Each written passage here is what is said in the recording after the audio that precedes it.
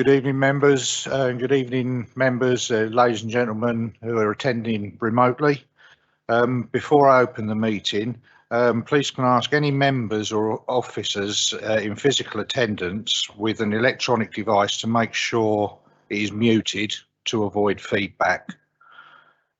Please can I ask that any members participating remotely to keep their cameras and microphones switched off unless they wish to speak, and ideally not to use the camera facility at all if possible, as this can affect the quality of the meeting.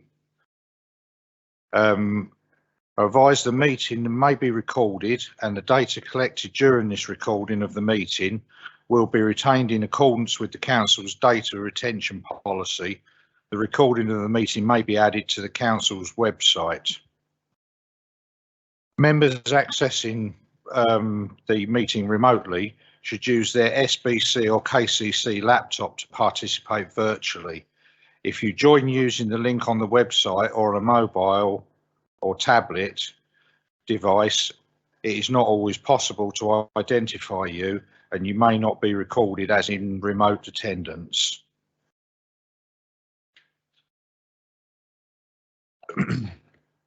Right.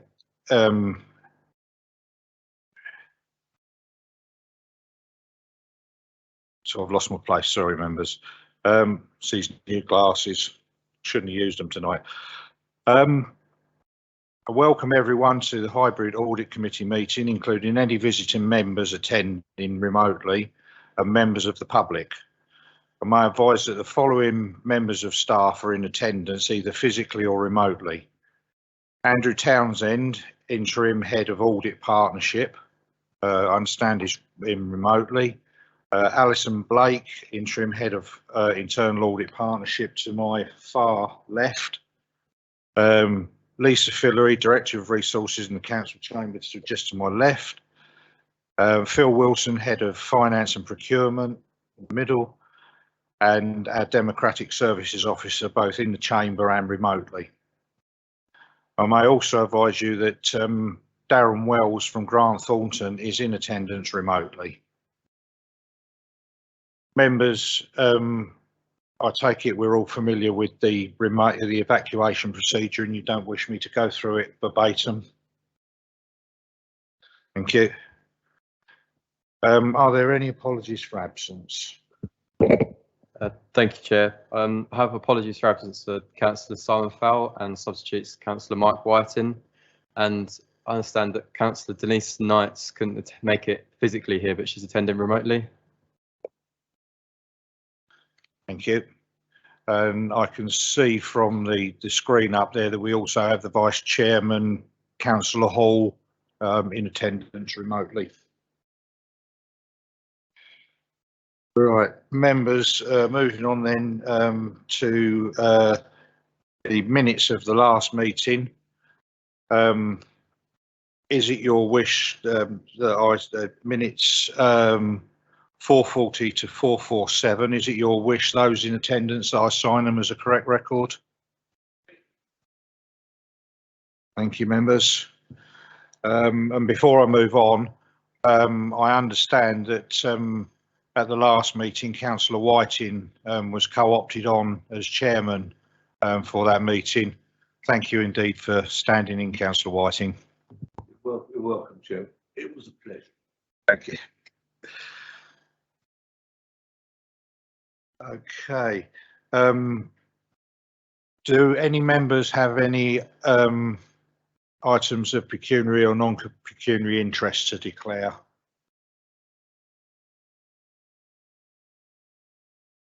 Councillor Hall or Councillor Knights, do you have anything to declare? None. No. Thank you.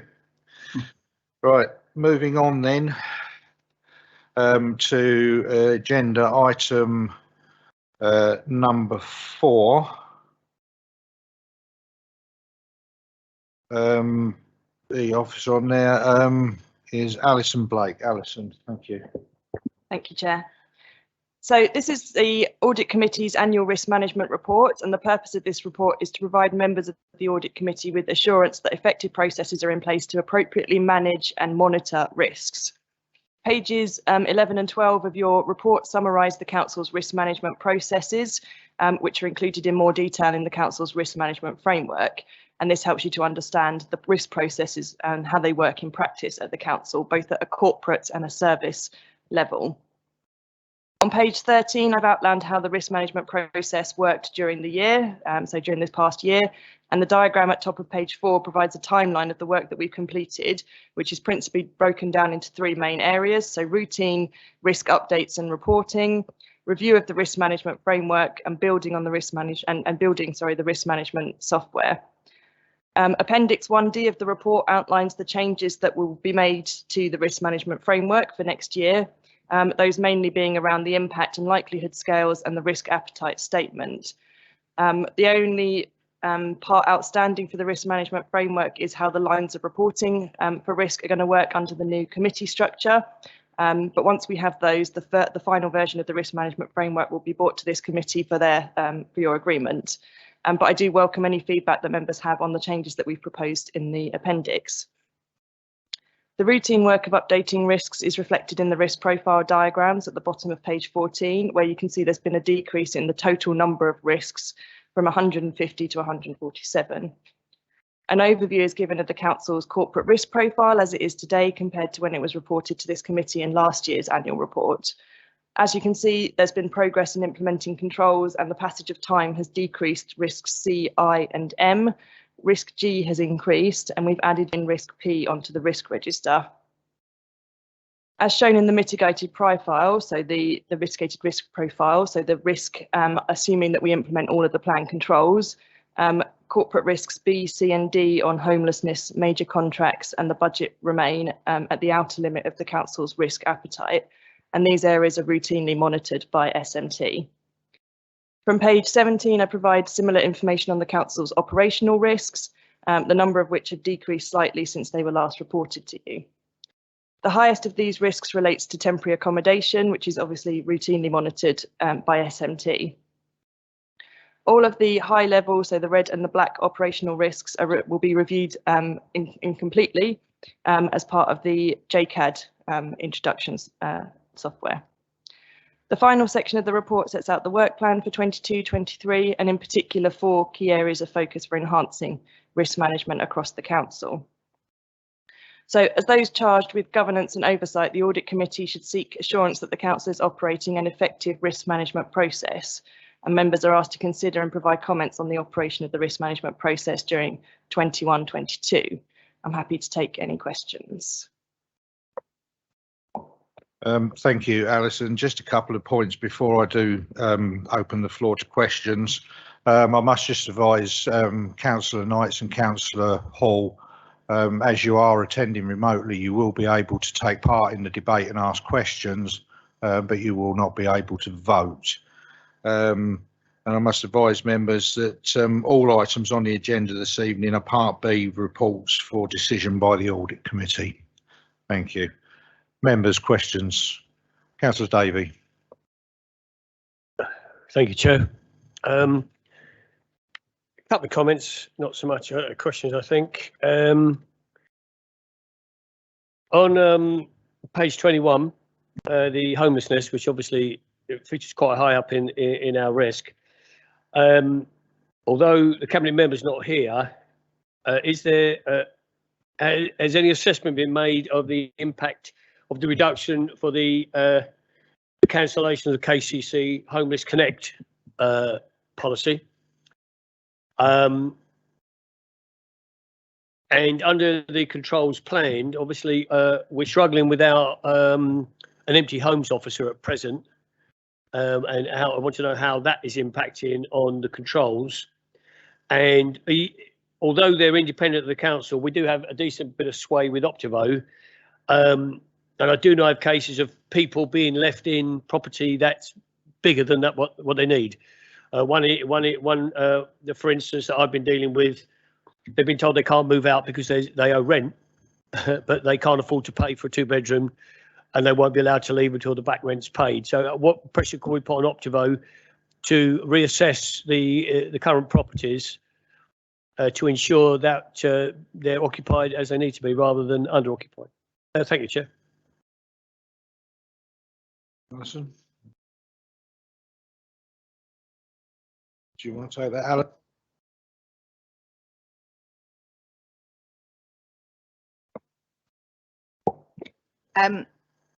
The Homeless Connect assessment is outside the scope of this report because that's not going to impact until the end of next financial year. So I would suspect that will be part of the next assessment. There is still some ongoing debate about that decision as well. So can you repeat the question about the empty homes officer? Yes, I'll try and simplify somewhat. We apparently don't have an empty homes officer in place at the moment. Has that been taken into account with the controls planned? Obviously, they're trying to recruit, but I put 2 empty homes in, and I've been told that there is not an officer to deal with it, which is unfortunate. And they're advertising it on social media, but it seemed counterintuitive to advertise that they want people to report empty homes if there's no one to sort that problem. Yeah, I'll take that one away. It's part of our mitigation because obviously we would hope to recruit to the post, and that's the basis on which we're working. And also, the advertisement for reporting empty homes. Theoretically, we should probably take it down if we haven't got an empty homes officer to deal with it, but we still would want information to be shared with us, and then we would deal with it when the posts are recruited to. Some of this again is outside the scope of the risk assessment management process, which is what this committee is overseeing, not necessarily the details of all of the risks that are in it. And which I think is the same with the your last point with Optivo. We'll take that back to the Well, I service. use them as an example. There are other social home providers, but I was using that because that was the one case. It's not in my wall, but I forwarded it on. There was one case where they couldn't get out of the cycle of not being able to afford where they lived, and yet couldn't move to a smaller place they could afford. Yes, that's more of a service delivery issue rather than a risk management issue. So we'll take that away back to the service. Thank you, Councillor. Thank you, Lisa. Is there anything you need to add, Alison? No. I've got Councillor Henderson and Councillor Whiting, please. Yes, it is. Thank you. I've probably got some comments on the actual report, but I do want to understand where I'm coming from. So can I just pick up paragraph 2.3 on the introductory report? I understand risk management, and I'm responsible in 2 other businesses for risk management, but I don't entirely understand the use of English here. We talk about the council creating a positive risk culture and that the risk management process adds value. Could somebody please explain what they mean by that specifically? Yeah, can do, no worries. So when I talk about a positive risk culture, I'm talking about the engagement that the council has with the risk management processes. So in order for risk management to be effective, everyone should be engaged in that. People should be raising risks, people should be routinely reviewing those risks, and those risks should be updated and reported in a timely manner. And that helps us to understand what things could happen that stop us from achieving our objectives or hinder us from achieving our objectives, so that we can take action to prevent those from happening. So having a positive risk culture is having that engagement within the council in that process, rather than it just being something that I fill out, for example, which wouldn't have a huge amount of value. And that's where the value is added. If you have a positive and a working risk management culture and a risk management process, then you are identifying those things that can have an effect on the council achieving both its strategic level objectives and individual service objectives. And you can take action to manage those risks and perhaps mitigate the likelihood of things happening or the impact should they happen. So that was my meaning from that point.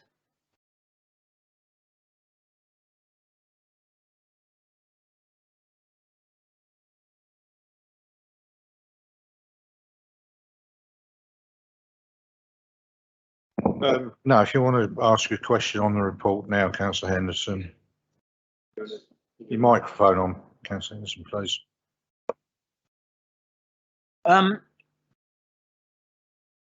It's partly a question and partly a comment. I just worry about the whole way in which this has been produced. On page 13, at the bottom of page 13, you talk about admin intensive work, restricting time available for other work, and you talk about introducing some software which has not yet been implemented. So there is some recognition that if we spend too much time on risk management, we're generating a completely different risk, and that is that officers don't have time to do the things which the council has decided are priorities. And I think the best way I can identify that is to move over to page 14. The numbers vary, but they're pretty similar. We're looking at 150 risks, and I would like to suggest, and therefore hopefully get a comment of what you think about it. Is it feasible, without damaging the other work we do, to actually identify, analyse, look at action needed, look at mitigation, and then review it all without impacting on the rest of the work of the council? Because certainly both the other organisations where I have responsibility as a director for risks, we have severely limited the number of risks that we think we can feasibly deal with. And I'm talking a factor of 10 lower than you are trying to deal with. Thank you. Thank you. So when we talk about it being an admin intensive process, I'm primarily talking about it being admin intensive for myself and my team who look after the risk management process. At the moment, we have spreadsheets that we maintain and that we update and that are quite labour intensive to get information out of. In terms of officers, as in Swale Borough Council officers on the ground, their involvement in the risk is very much facilitated by us. So they're not, the admin intensive part isn't having that massive effect on them. It's not stopping them from doing their jobs and the things that they should be doing. The number of risks that we've got in here is probably about the same as it is at other authorities. It includes the shared service risks as well. So for all those shared services that Swale Borough Council is a part of in that overall number. And it's probably worth noting as well that for those kind of amber, blue, green risks, those are not as routinely monitored. They are not as significant in terms of their priority for the council. So they are monitored less frequently than the red and the black risks, which are obviously given more attention than the other risks. So I hope that makes sense. Thank you, Alison. Councillor Whiting, please. Yeah, thank you, Chairman. I'm grateful for you accepting my substitution this evening as well. A couple of questions, and it picks up on what Councillor Davey and Councillor Henderson have said. I mean, we don't seem to be in a better place with one or two examples. For example, establishing priorities. You know, we seem to have moved forward on that from red to amber. but there isn't a risk here I can see, unless somebody can point it out to me. For example, the thing that Councillor Henderson was talking about, how the risk that we don't have enough personnel and that the council isn't investing in enough personnel to sort these things out. I'm not content that we simply say, well, we're in the mix with other local authorities, therefore it's okay. It's not. We should be leading from the front in managing this.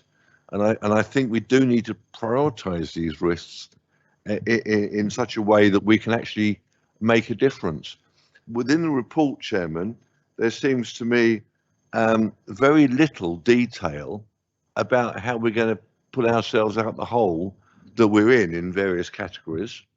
We've gone from red to red to red in so many categories, and there's actually no improvement we're seeing. And I believe that's because we don't have enough resources tied to making those improvements in the various departments.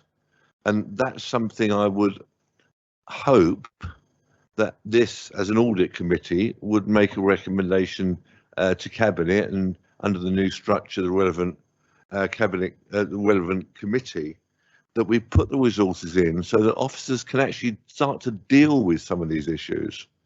Because that's the overriding. Reading this, we've got one black and we've got loads of reds that haven't improved, and one or two reds that have improved slightly. So I appreciate the work the officers have done in identifying them. What concerns me is that the rest of the organisation isn't properly equipped to mitigate the risks that have been identified. And so that's my comments. Thanks, Chairman. Alison or Lisa, did you want to take that one? I think it was a comment that we need to take away. I don't think it was a question. Thank you. Councillor MacDonald, then Councillor Davey. Yes, page 15. I'm very glad that housing and homelessness has been highlighted because the cost implications of that are enormous, and you know, to the taxpayer, because it's got to be paid for, and if it's very expensive accommodation that's got to be provided, it has to be paid for. So there is clearly, I'm glad it's highlighted.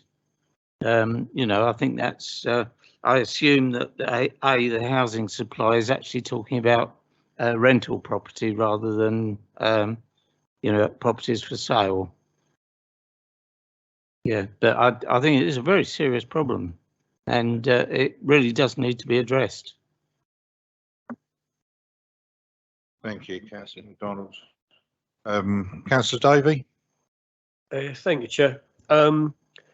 A comment on page 27 on the proposed new impact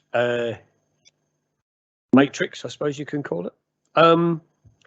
If someone could explain the thinking behind the change in the figures of the financial impacts, because for me, a minor impact of a financial loss or overspend greater than £100,000 may not sit very well with a member of the public on £500 a month on universal credit, because it seems quite a high figure. It used to be 20k in the original assessment matrix. Can there be some explanation of the reason why £100,000 is just thinking a minor hiccup as far as an overspend goes? Thank you, Chair. So we've left the upper limit the same at 1.5 million, and then we've, I suppose, redistributed the other amounts underneath. There was quite a disparity between, I think we went from sort of 20 up to 75, and then we jumped a massive, great big jump up to the next one as well. So the reasoning behind that is just to make that sort of spread, I suppose, a little bit more reasonable and to sort of fit in with the council's overall finances. So I think in the scale of our budget, it's minimal. That's not saying that £100,000 is minimal across the board. So this is in the context of our risk management process, not devaluing the value of the pound.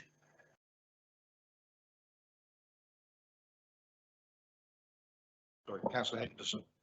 Could I sort of pursue what I started with?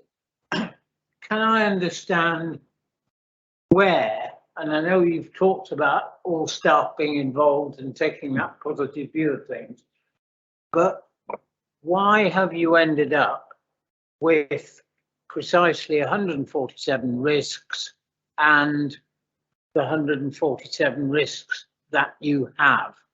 Because I'm sure that any councillor present this evening would say, well, I'm really not sure that that's a terribly important risk. And by the way, here's another one which is important. And I picked up just three as examples of that. We've talked about staffing problems in a number of departments, including legal and IT and environmental protection and so on. But we have, and we have had for any number of years, a serious problem in our enforcement department within planning. Now that is not, unless I missed it reading the thing, that is not declared as a risk. So why have we chosen the risks we have and not chosen some other ones? And if I pick just another couple as examples, most councillors, particularly in rural areas, have serious problems of fly tipping. Those problems have been exacerbated by the actions of KCC, and yet it doesn't appear as a risk. And finally, Swale has a responsibility for looking after listed buildings, and there is a Swale owned listed building which is by definition at risk, and it's not there as a risk. Now, I'm not particularly asking you to take up those 3 points. I hope you see what I'm trying to say is why are the things that are there in there and why are other things not in there? Thank you. Thank you. So the process that we have in terms of the risk management process and identifying risks is that we will sit down with all the relevant officers concerned, and we will talk to them about what it is they are trying to achieve. So a risk is a future uncertainty that affects their achievement of an objective. So when we think about operational risks, we're thinking about what are the service's objectives and what are the future uncertainties that could hinder them achieving those objectives. And one of the key things is to think about them as future uncertainties, not as a list of issues that we're currently dealing with. There's a bit of a sort of merge there, I guess. So we talk to them about what are their key risks, what are the things that could happen that could hinder them from achieving their objectives. And once we've framed that, we think about what are the current controls that they have in place. Did you want to jump in? What are the current controls that they have in place to mitigate against those risks? And then we use the impact and likelihood matrices to score those risks so that there's some comparability across the council. So you're right to say that not all risks are important. There are some more important risks and some less important risks, and that's why we have the scoring, and that's why we have the black, red, amber, green, blue colour coding in there to be able to identify what those important risks are. I can take away those specific points that you've given, but on planning enforcement, for example, we have a red risk on page 30, which is planning resources. So that talks about the overall staffing levels within planning resources. So I appreciate that's not planning enforcement specifically, but it's quite likely that that element is incorporated into there. What we will do when we roll out the risk management software is completely refresh the whole of the risk registers, because that's a good opportunity for us to sit down and say, are these risks still relevant? What else might there be in there? What should we take off? So that process will be happening over the next few months to make sure that the whole risk register is completely refreshed. Thank you, Alison. Councillor Whiting. Thanks, Chairman, for allowing me to come back. And it's picking up on the point, and I think it's a very important point that Councillor Henderson makes is who decides what the risks are. I think the example given, for example, about fly tipping, I don't necessarily agree it's all because of KCC, but that's a different argument. But it's a reputational risk to the council. And I don't see reputational risk featuring anywhere in any of this paperwork. And the public expect that the council will sort out certain things on their behalf for their £250 a year, whatever they pay the council. They expect certain things to be taken care of. And there's a reputational risk that we don't take care of those things that were important to the members of the public, and fly tipping, as highlighted by Councillor Henderson, is a very good example. But I don't see that anywhere in here unless I've missed it, and I'm perfectly, if somebody wants to point me to the paragraph on the page, I'll take it up. But I think there's a reputational risk that in some ways is more important than the other 147 that have been listed here. Thank you, Chairman. So in terms of your first question, who decides what risks go on the risk register? So that will be the officers themselves. So it's for the corporate level risks, it's SMC and the executive management team. For the operational level risks, it's their heads of service and their managers. So they're the ones that decide what the risks are, with us facilitating that process. In terms of reputation, absolutely, one of the key impacts on the council is the reputational impact of things happening, which is why it forms part of the risk impact scoring when we consider what the impact of the risk will be. So if you go to page 19, that will give you the risk impact reputational criteria that we use. So whenever we think about, whenever we identify a risk, we work through all of those impact criteria, and we determine, you know, is there a service impact, is there a risk impact, is there a financial impact, what is that impact, and we capture all of that information to get that overall impact score. So reputation is a part of that assessment. I understand that. Thank you for the answer. I do appreciate the answer. I understand it, Chairman. But reputational risk isn't a separate risk in this register. It's not one of the 147. It may form part of the calculations that officers make about what's important and what's not important, but we as members are here to protect the reputation of the council, and I'm sure the officers are too, Chairman. It would be good to see that as a risk in its own right, rather than simply forming part of the calculations under which the other risks are managed. Thank you.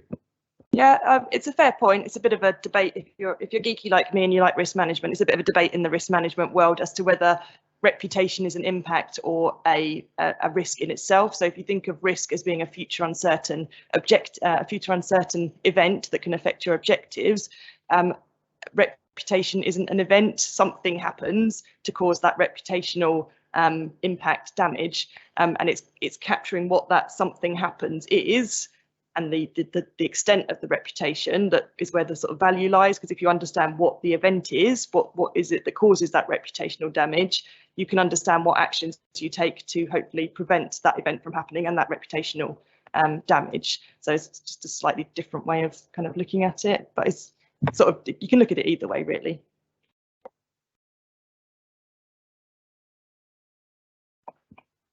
So, if I could ask our officers to sort of take that away and look at that particular process that Councillor Whiting has raised. Thank you.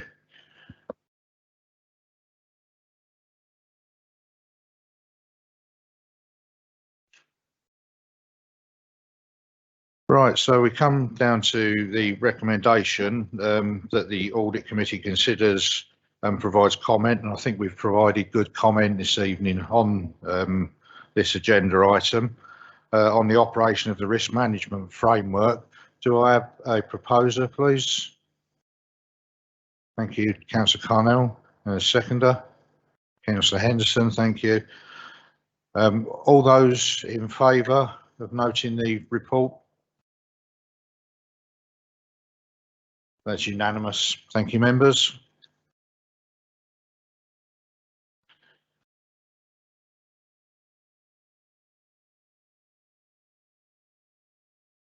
So we move on then to agenda item number 5, and I believe that's Andrew Townsend presenting this one. Andrew, if you would, please.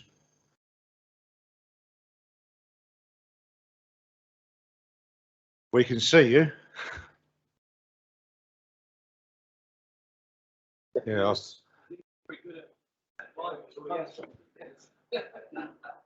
Yeah, we have a very good picture, Andrew, but you're complete. Ah, that's better. There we go. Good evening. Welcome. Sorry about that.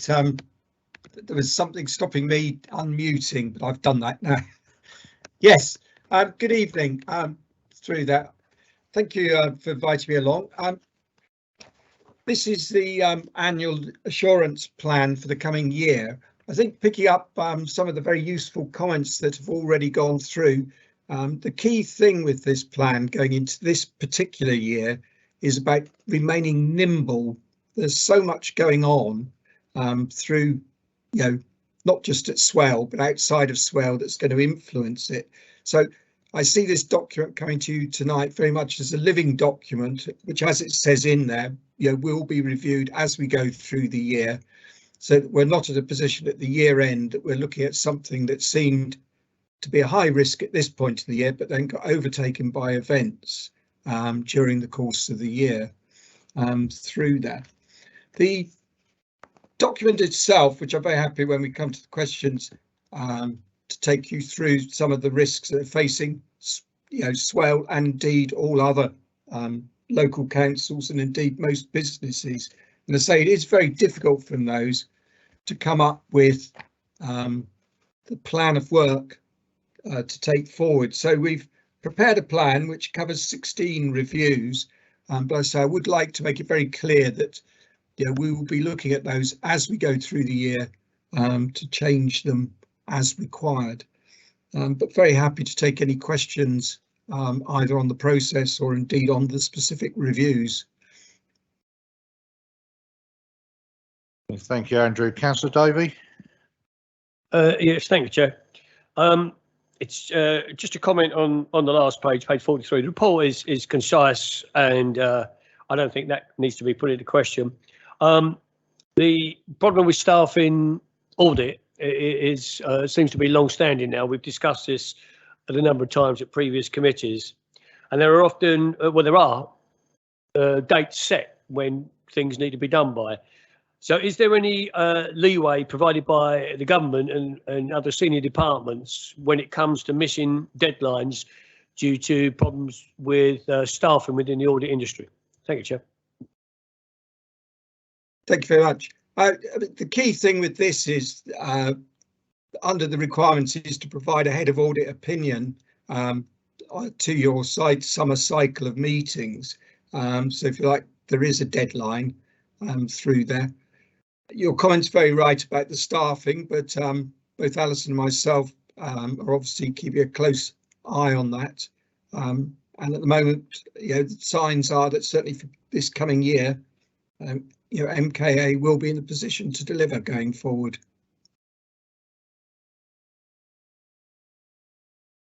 Yeah, our main issue with deadlines with the auditors, Councillor Davey, is with external audit, which this plan doesn't cover. If I may come back, that would be my point, that it's not to do with necessarily with our audit department, it's to do with the externals. And is any kind of slippage allowed by central government if deadlines aren't missed, and it's nothing to do with the council? Thank you, Chair. If I can just ask Lisa, we were speaking earlier and she was explaining that to me, so if I can ask her to cover that question for you, Councillor David. Yeah, and some of this might come up from Darren in a second on the next report. The audit this year was split into two, with the financial audit that we saw at this committee in November, and the delays that was to that were agreed by the committee to some extent, and the issues were with the external audit resource there. The government have extended the deadlines again for the coming year, so we have to prepare the reports by the end of July, and the audit deadline again has slipped to November. There are still resourcing issues within the industry as a whole. We can't recruit internal auditors, we can't recruit external auditors.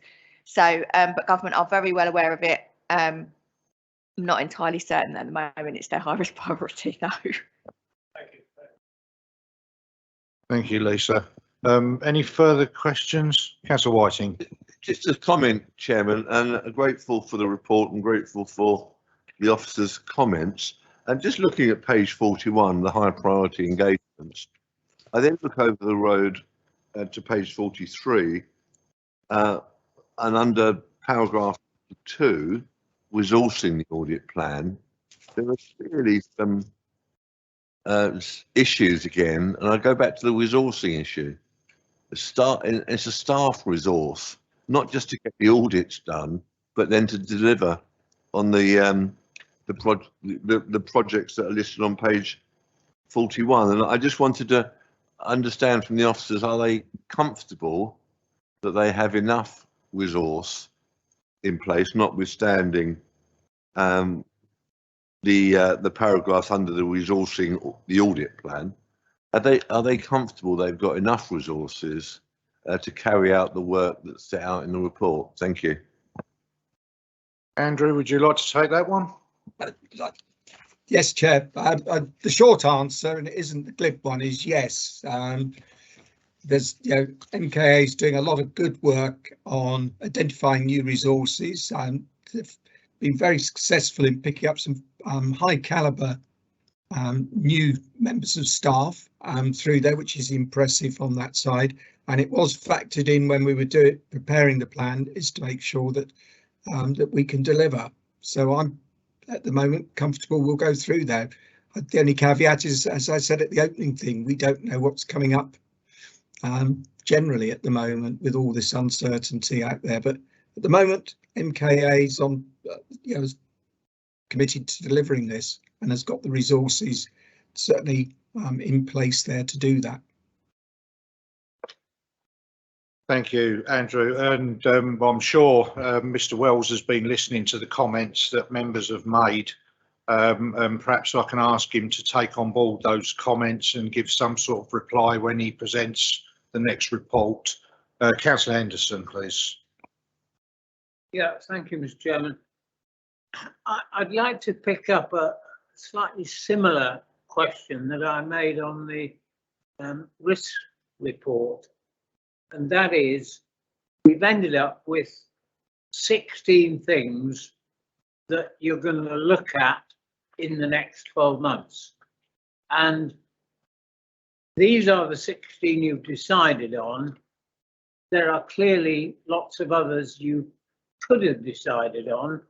And I just want to explore the reasons for that.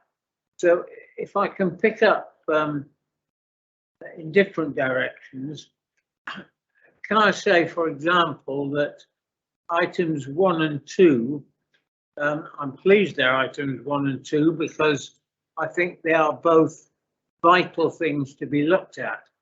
I had 3 years off from this council between 2019 and 2022, and when I left, the council was talking about a better website, and when I came back, it was still talking about a better website. So I think that's clearly one to look at. The waste contract is clearly going to be very important. It's a very big contract. It's clearly going to become more expensive. It's clearly got to focus on recycling. So I'm just giving those as examples of ones that I would certainly have put in there.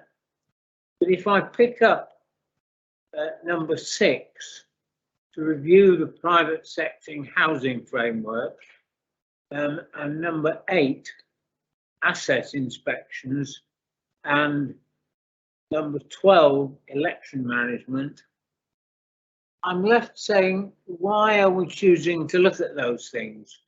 The private sector housing is a difficult area, there's no doubt, but we've done it effectively for a number of years. Why shouldn't that continue?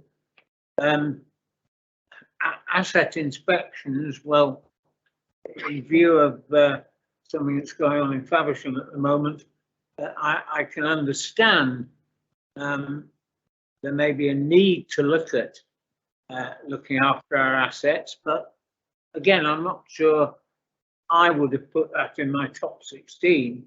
And election management really surprises me. This council has run elections very effectively for a long time, and I've been involved in many of those, not counting the ballots, but standing for them. We've taken election off the risk register because we were looking specifically at 2021. So I don't quite understand why that is needed at all. And then if I can pick just one final example, what doesn't appear to be here is anything looking at council priorities. Now, there is a document in existence. It's unfortunately a private document, so I haven't seen it, which has gone to cabinet of the council priorities. The one thing I do know about it is that it has 155 priorities on it. Now that appears to me to be totally unmanageable. So why are you not looking at that one? And I just pick all of those things up as Thank you. If I may, Chair, on that, I've certainly taken on board those comments.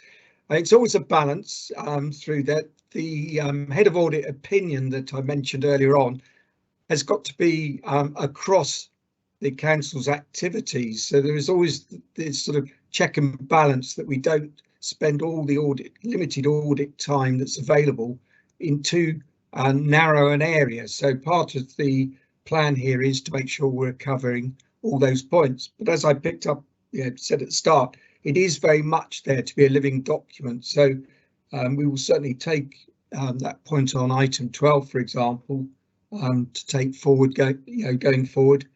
And I'd certainly be very surprised if by the September meeting we're not at a position where several changes have come through on that side through there. But yes, take that on board. But as you can see, the mixture and private sector housing, I think, was the other one you brought up through there. And that one, on sort of personal note, looking at it, quite ties in with the risk management around the reputational risk in there rather than financial risks through there. But we will certainly have a look at those. Thank you, Andrew. Lisa? If I can just add to what Andrew has said as well, some of the areas, if they haven't been looked at in from an internal audit point of view for several years, then sometimes we do need to look at. So the election management one, I know we've run elections for many years. If that's not been looked at or assessed from an external point of view for a while, sometimes it warrants that to help improve our delivery and to pick up new ideas.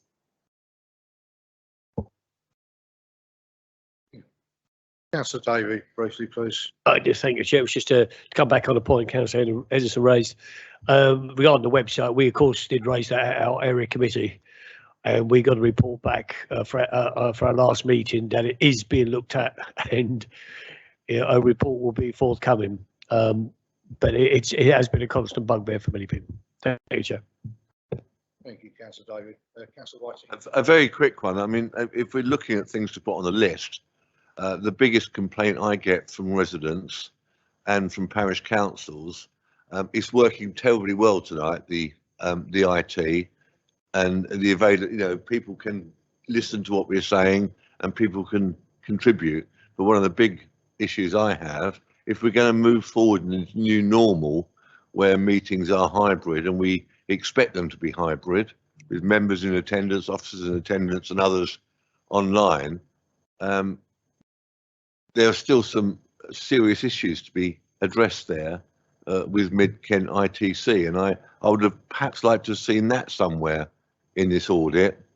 That what seems to be working terribly well tonight, and referring to the Eastern Area Committee that has been referred to earlier, it didn't work well there, and it didn't work well at scrutiny a few weeks ago.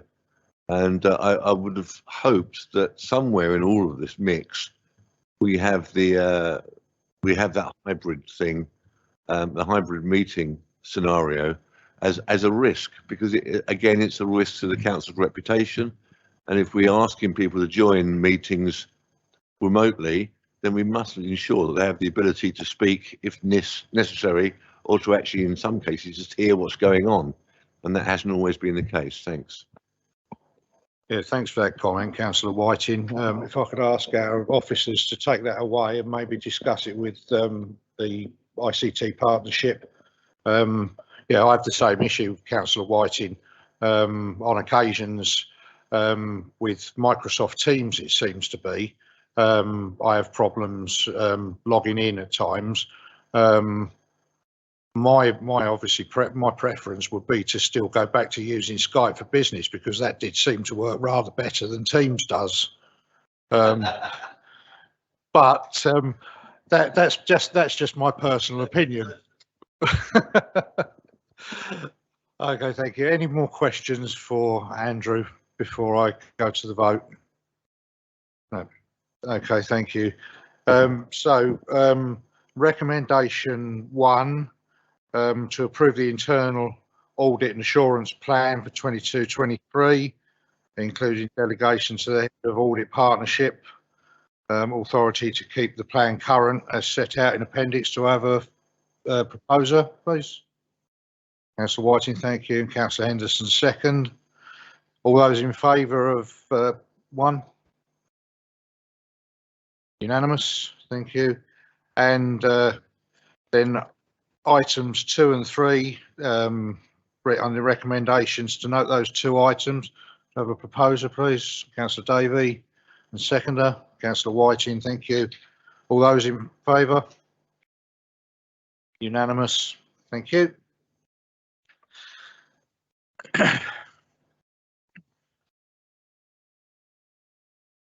So then we move on to agenda item number 6, and we have Darren there. Mr. Wells, if you'd like to come in, please.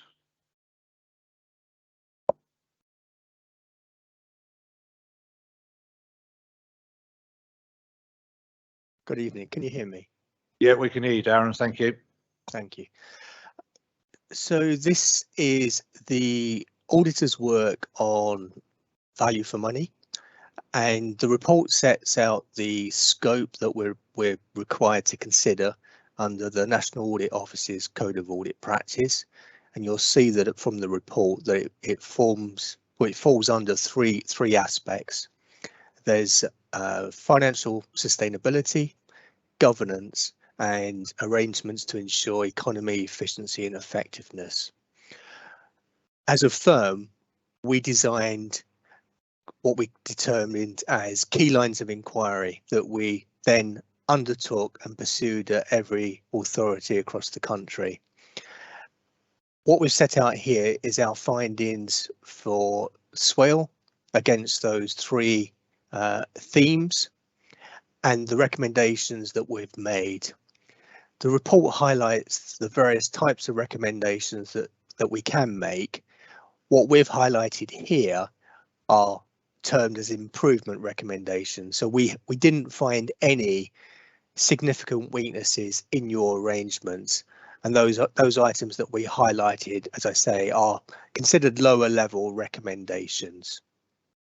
This is the last piece of work that we have to do for the 2021 audit, and as was discussed as part of your last agenda item, this work was delayed in recognition of the pandemic environment and some of the pressures that placed on the external audit timetable.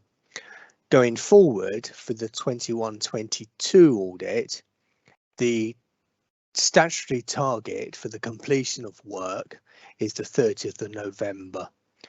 I think that the intention at the moment is that the auditor's work on value for money may well still be decoupled from the work on the financial statement, with a process whereby reporting of value for money is several months after the opinion work on the financial statements. So I think the report speaks for itself, but I'm happy to pick up any questions that members may have. Thank you, Darren. Councillor Davey, please. Yes, thank you, Chair. And I commend the report. I mean, all things considered, the summary on page 52 is very good, very optimistic, and you can only thank the relevant cabinet members and officers for achieving this position, where you hear some of the horror stories that some councils are facing throughout the country. I do have a question on process. On number 2 and number 4, you've made some recommendations. The comments by the management team on, I believe it's page 58, page 65, kind of countermand that. I take it these are just loose recommendations. There's no implication that these should be taken up. And what would your comment be on the comments made by the management team on those 2 items? Thank you, Chair. Darren? Thank you, Councillor. So we've made the recommendations in good faith. We're sharing with you our thoughts and hence the recommendations. I think the management responses don't completely respond to the recommendations, but I thought it was appropriate and relevant for you to see what we were saying and for you to also see what management was saying. And an example that sticks in my mind is the recommendation around benchmarking. So we believe that benchmarking does have a role to play to identify both high costs services and to try and seek from others where improvements or savings or efficiencies can be achieved. And I think we do see the use of benchmarking quite widely across the country. Not every authority pursues it. I think officers have a particular view of the benefits to be gained from benchmarking. So there's a degree of a difference of opinion between us, particularly around that recommendation. And I think in this instance, we drafted the recommendation to reflect officers' concerns about how useful benchmarking is, whilst still making a recommendation that the council can effectively shape to address the recommendation.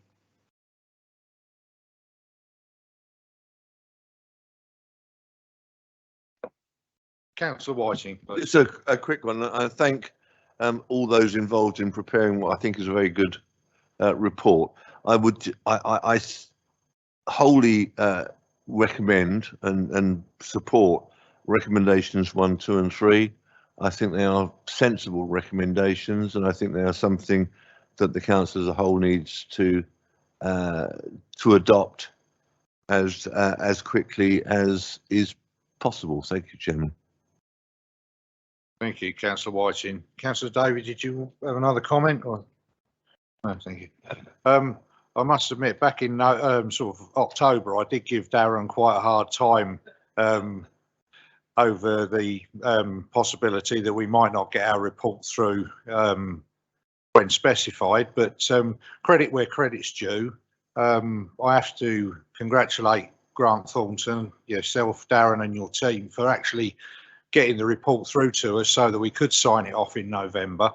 And just to pick up on the point that was made on the last agenda item, how as an organisation you finding your staffing levels and actually recruiting new staff as and when you need them? Well, thank you for those positive comments. Thank you for those. I think it's fair to say that the external audit market and the recruitment of staff remains fragile. But we have an alliance with our overseas firms in India and the Philippines, and we're drawing on the staff that are available to us through those two routes. We continue to recruit actively within the market, but within the UK, it's a very competitive market and the talent pool is quite thin. I echo the points that were made around the difficulties to recruit for internal audit, and I think that's also true for finance in the finance jobs in the public sector. So it remains difficult. I presented to the Chief Accountants group in Kent last week and shared our plans for 21-22. And as part of those plans, we set out when we think we should be able to start and finish the final accounts audit for Swale. And our plan is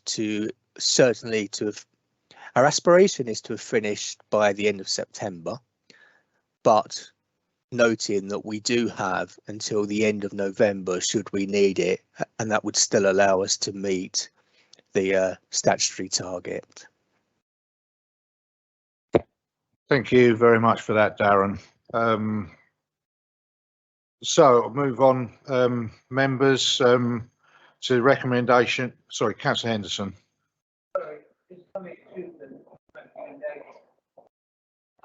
Microphone. I'm entirely happy to approve the recommendations, but I do think recommendation 3 is frankly a bit absurd, given that we seem to spend the majority of our time talking about planning budget projections which will save us money. But I accept we have to do it. So could I just clarify, Councillor Henderson, you're talking about, is it the recommendation 2 on page 58 or 3 on page 65?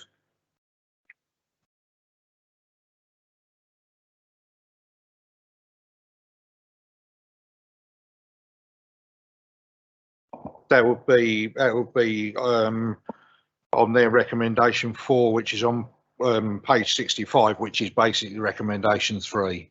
It's a bit confusing, I know. Thank you. So on to recommendation then, members. So the recommendation 1 on there is to note the external auditor's report as appendix 1. Agreed? Thank you. Right then, recommendation 2, which is the first one on page 58. Do I have a proposer? Councillor Henderson, seconder. Councillor Whiting, thank you. All those in favour? Unanimous. Right, recommendation 3, which is number 2 on page 58. Do I have a proposer? Councillor Carnell, and a seconder, Councillor Davey. All those in favour of that recommendation? Unanimous. Thank you, members. And number 4, which is recommendation 3 on page 65. Councillor Hendon, you proposing? Thank you. And seconder, Councillor Whiting, thank you. All those in favour? That's unanimous. Thank you very much, members.